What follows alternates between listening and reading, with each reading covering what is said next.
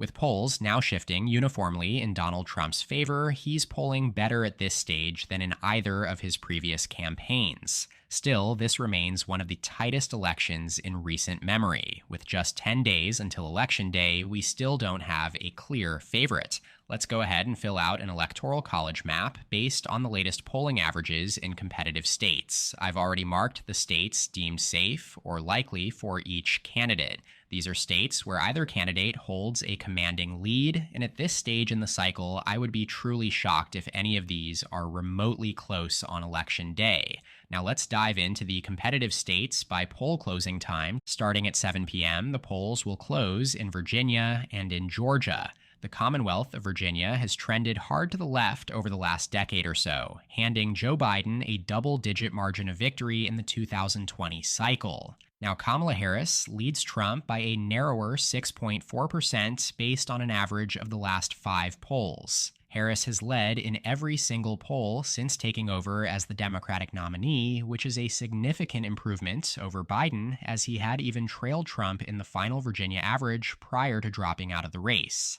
Nevertheless, Virginia goes in the likely blue column here based on that near 6-point advantage for Harris. For your reference here on the rating categories, now that we're so close to the election, I have slightly altered my ratings so that 0 to 2 points is tilt, 2 to 6 lean, 6 to 10 likely, and greater than 10 safe. Our next state is Georgia, 16 electoral votes at stake here. This was the closest state in the 2020 cycle, as Biden narrowly edged out Trump by 0.2%, making him the first Democrat to win here since Bill Clinton back in 1992. Now here in 2024, polls show Trump building a lead of just over 2 points at 2.2%, based on an average of 11 polls in Georgia. Trump currently polls at 49% compared to Harris's 46.8% on average, and he is led in all but one recent survey from Marist College. Although 8 of these 11 polls fall within their individual margins of error, the trend clearly shows Georgia moving in Trump's favor. So, back on our map, Georgia's 16 electoral votes go into Trump's column in the lean Republican category. So Harris and Trump split the first 2 states at the 7 p.m. poll closing, lifting Harris's electoral tally to 211 over Trump's 148. 11 states to go now, plus Nebraska's 2nd congressional district. They are worth a combined 179 electoral votes. Let's now fast forward to 7:30 p.m. on election night as the polls close in Ohio and in North Carolina. Before we dig into them, just a quick reminder, less than 20% of you are subscribed. Take a second to click that red button below. It's completely free and helps me out a ton. Thanks a lot. The state of Ohio is no longer considered in play for the Democratic Party after Trump carried it by an 8-point margin in 2016 and again in the 2020 election. It had previously voted for Obama twice and was considered a key bellwether at that time. Now, the 2024 polls suggest that while the bleeding for Democrats in Ohio has mostly stopped, Trump should still hold the state by a similar margin as in his 2 previous elections. He leads Harris by exactly 7% right now based on the last 7 polls released in Ohio. He's led by either 6 or 7 in the last 6, suggesting a slight underperformance relative to 2020, yet either way, Ohio finds itself firmly in the likely Republican column, aligning with Iowa as its electoral counterpart in the Midwest. In North Carolina, the Tar Heel state now awards 16 electoral votes following the 2020 census. According to the latest Real Clear Politics average, we're headed for yet another tight race, with Trump leading by just 0.8% based on 10 polls.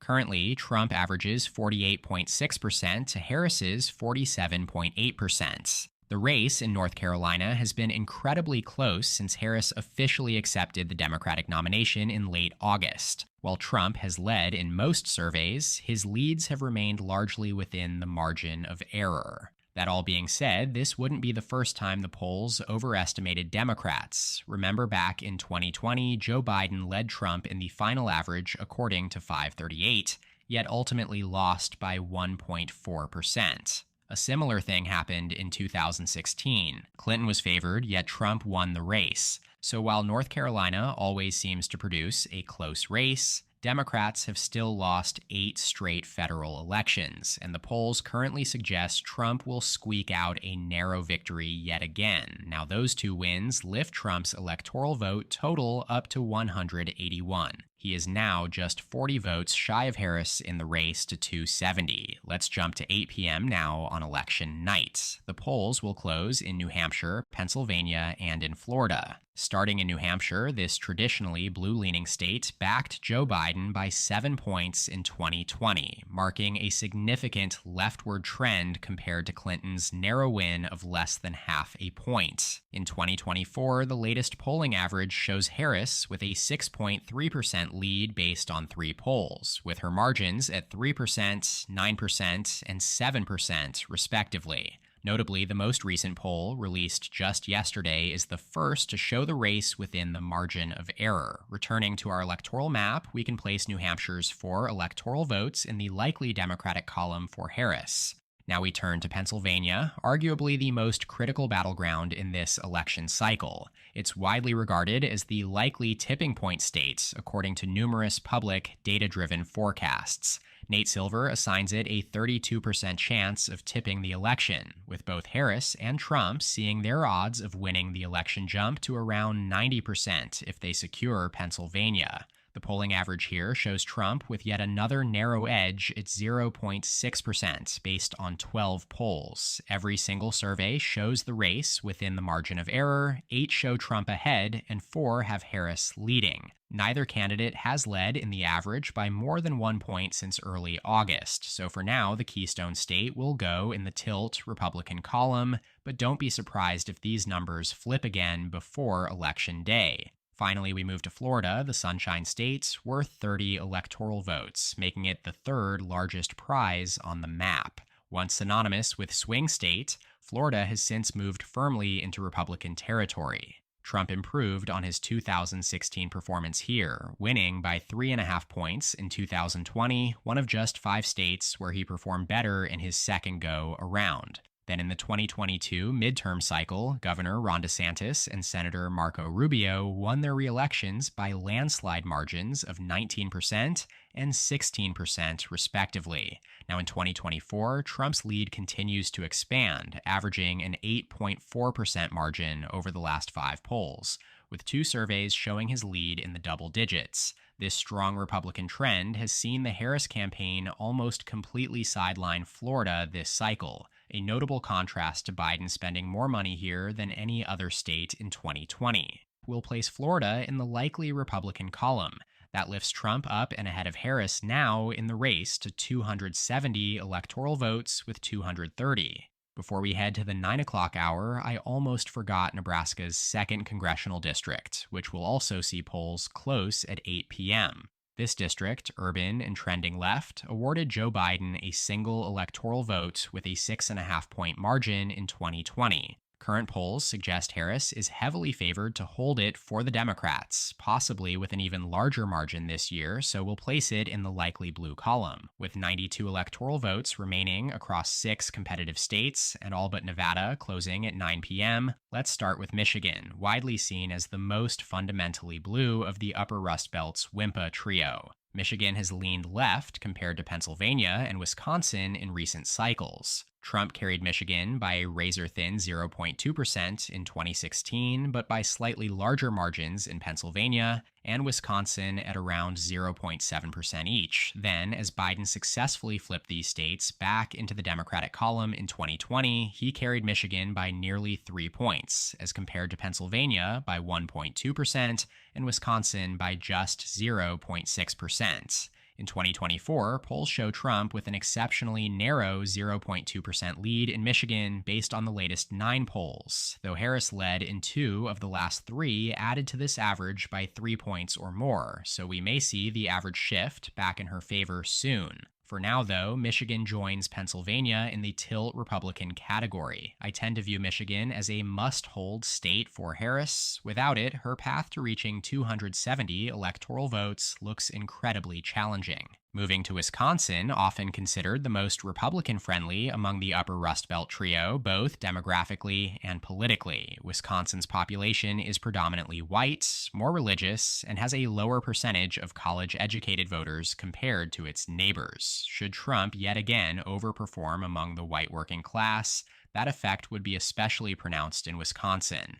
Nevertheless, Trump has consistently polled worse here against Biden, and now Harris compared to Pennsylvania and Michigan. Currently, he leads Harris by 0.2% here as well, based on an average of 9 polls, with 6 of those showing the two in an exact tie. Whenever we talk about polls in Wisconsin, we must remember that Trump was underestimated by extraordinary margins in 2016 and 2020. In 2016, Clinton led by nearly 6 points heading into election night, but lost by 0.8%, while Biden led by over 8 points and held on by just 0.6%. Wisconsin will be placed in the tilt red column for Trump on our map, bringing his total up to 255 electoral votes, 15 shy of the presidency with 4 states outstanding. Wrapping up the Upper Rust Belt quartet with Minnesota, grouped as a quartet because all 4 have voted for the same candidate as one another in every election since 1988. Yet in 2016, Minnesota broke apart from the other 3, continuing to back the Democratic candidate by 1.5%, and then in 2020, Biden expanded the Democratic margin up to 7 points. Currently, Harris leads Trump by an average of 4.7% across the latest 4 polls, with margins ranging from Harris +3 to Harris +6. Minnesota is generally only in play for Republicans in a worst-case scenario for Democrats, which, at this point, seems unlikely. Therefore, we'll place Minnesota in the lean blue column on our map. Turning our attention to the Southwest, we start with Texas, a major electoral prize worth 40 votes. Democrats have long envisioned the day Texas turns blue, which would dramatically shift the balance in the Electoral College in their favor. However, recent gains by Republicans among Hispanic voters suggest Democrats may have already reached their peak in 2020, when Trump won Texas by 5.5 points, making it the most competitive result here in decades. It's difficult to see Harris narrowing that gap further this November. Currently, Trump leads Harris by a similar margin with a 6-point edge according to an average of 5 polls. Trump is polling at 51.6% to Harris's 45.6%, consistently holding a lead outside the margin of error in every survey. Therefore, on our electoral map, Texas is marked as likely Republican, pushing Trump to 295 electoral votes, surpassing the 270 threshold needed to secure a second non-consecutive term in the Oval Office.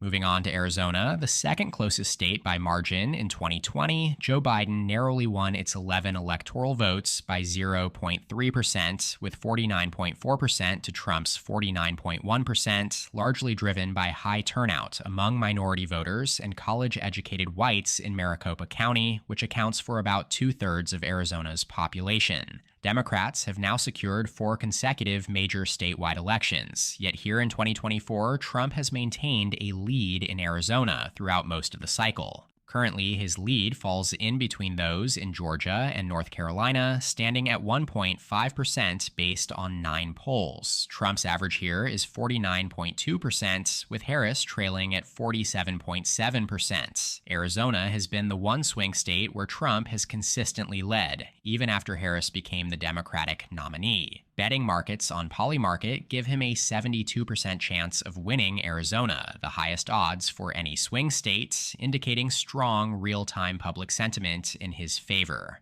With that, Arizona joins the WIMPA states in the tilt Republican category, raising Trump's projected total to 306 electoral votes. This leaves only Nevada, with polls closing at 10 p.m. With its 6 electoral votes, Nevada may not carry the weight of some larger battlegrounds, but the contest here is just as competitive. This cycle represents perhaps the Republicans' best chance to flip Nevada since the Bush era. While Biden held Nevada by 2.4% in 2020, the state has shown a gradual Republican shift relative to national trends. In 2016, Clinton won Nevada by the same 2.4% margin despite a narrower national popular vote margin. And in 2022, Republicans capitalized on this trend by flipping the governor's office. The latest Real Clear Politics average shows Trump with a 0.7% lead over Harris across 9 polls. It's worth noting, however, that Trump only led in 3 of these 9 polls, and the average is skewed by a Trump +6 outlier from the Wall Street Journal. Without that one survey, Harris would be slightly ahead. Despite this caveat, Nevada receives a tilt Republican rating on the map. So, based on the latest polling averages in key battlegrounds, Trump is projected to secure 312 electoral votes, while Kamala Harris is projected to receive 226. As always, I look forward to hearing your thoughts on this map and the state of the race in the comments. That does it for today's video, though. Shout out to my channel members in the description below. Make sure to subscribe to my channel down below, and please leave a like on the video if you enjoyed it. You can check out more content from my channel here, and as always, thank you so much for watching. I'll see you next time. EP out.